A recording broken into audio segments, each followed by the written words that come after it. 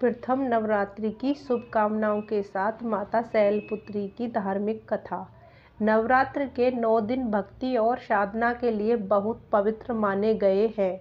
इसके पहले दिन शैलपुत्री की पूजा की जाती है।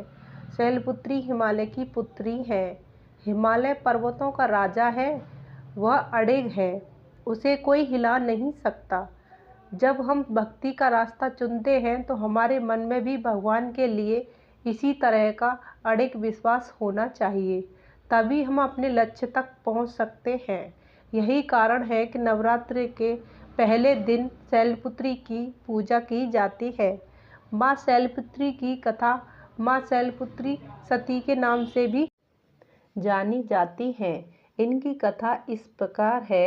एक बार प्रजापति दक्ष ने यज्ञ करवाने का फैसला किया। इसके लिए उन्होंने सभी देवी देवताओं को निमंत्रण भेज दिया, लेकिन भगवान शिव को नहीं। देवी सती भली भांति जानती थीं कि उनके पास निमंत्रण आएगा, लेकिन ऐसा नहीं हुआ। वो उस यज्ञ में जाने के लिए बेचैन थीं, लेकिन भगवान शिव ने मना कर दिया। उन्होंने कहा कि यज्ञ में जाने के लिए उनके पास कोई भी निमंत्रण नहीं आया है और इसलिए वहां जाना उचित नहीं है। सती नहीं मानी और बार बार यज्ञ में जाने का आग्रह करती रहीं। सती के ना मानने की वजह से शिव को उनकी बात माननी पड़ी और अनुमति दे दी। सती जब अपने पिता प्रजापति दक्ष के यहाँ पहुंची तो देखा कि कोई भी उनसे आदर और प्रेम के साथ बातचीत नहीं कर रहा है। सारे लोग मुंह फेरे हुए हैं और सिर्फ उनकी माता ने स्नेह से उन्हें गले लगाया। उनकी बाकी बहनें उनका उपहास उड़ा रही थीं और सती के पति भगवान शिव को भी तिरस्कृत कर रही थीं। स्वयं दक्ष ने भी अपमान करने का मौका न छोड़ा। ऐसा व्यवहार देख सती दुखी हो गईं।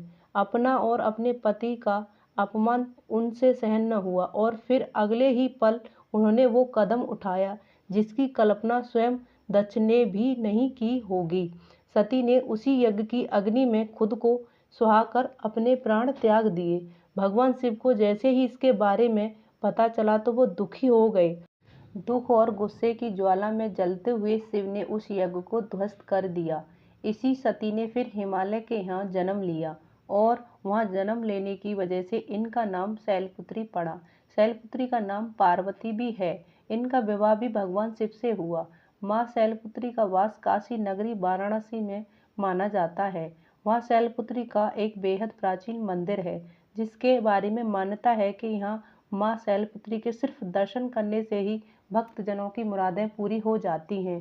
कहा तो यह भी जाता है कि नवरात्र के पहले दिन यानी प्रतिपदा को जो भी भक्त माँ शैलपुत्री के दर्शन करता है और उसके सारे वैवाहिक जीवन के कष्ट दूर हो जाते हैं।